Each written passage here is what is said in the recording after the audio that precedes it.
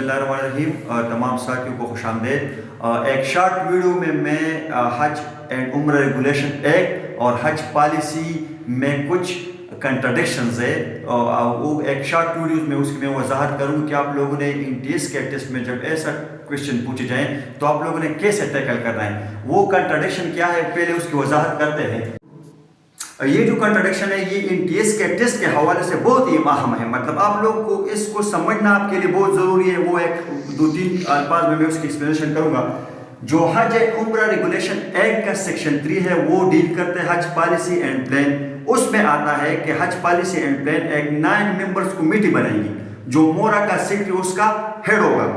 तो ये तो ठीक है, लेकिन अगर हम हज पॉलिसी 2025 को जैसे ही हज पॉलिसी की 2025 की तरफ आ जाते हैं और जैसे ही स्टार्ट करते हैं तो उसमें लिखा हुआ है कि हज पॉलिसी को 5 मेंबर्स कमेटी ने उसको मतलब पॉलिसी को उन्होंने मुरतब किया।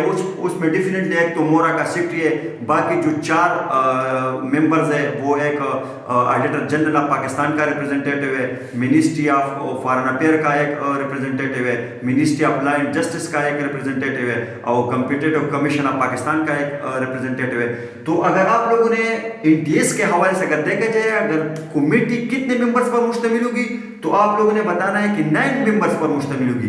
अगर हज पॉलिसी की तरफ 2025 के बारे में मतलब ऐसा क्वेश्चन पूछा जाए कि कितने मेंबर्स ने इसको फाइनलाइज किया है तो 5 मेंबर्स ने किए। इधर थोड़ा सा आप लोगों ने इस चीज को याद रखना है, खुसूसन याद रखना है, और फिर आप मेंबर्स भी याद रखें कि शायद पूछा जाए। मतलब दूसरा कंट्राडिक्शन है वो सेक्शन 16 का, जो हज एंड उम्र रेगुलेशन एक्ट का सेक्शन 16 है पेनल्टी के सब क्लास में है कि अगर हज ग्रुप ऑर्गेनाइजर या उम्र ग्रुप ऑर्गेनाइजर या कोई इवन के हाजी क्यों ना हो, अगर वो कंप्लेंट डिस्पोजल कमेटी के फैसले से मुतमईन नहीं है तो वो एपीलेट कमेटी के पास विद इन 30 डेज अपना दरखास्त जमा कराएगी। लेकिन अगर हम हज पॉलिसी 2025 के लिए जाए तो ऑलमोस्ट पेज नंबर 5 का जो पार्ट 3 है, जो पार्ट 3 हज पॉलिसी 2025 का पार्ट 3 है, तकरीबन 5वें के छठे पेज पे मौजूद है।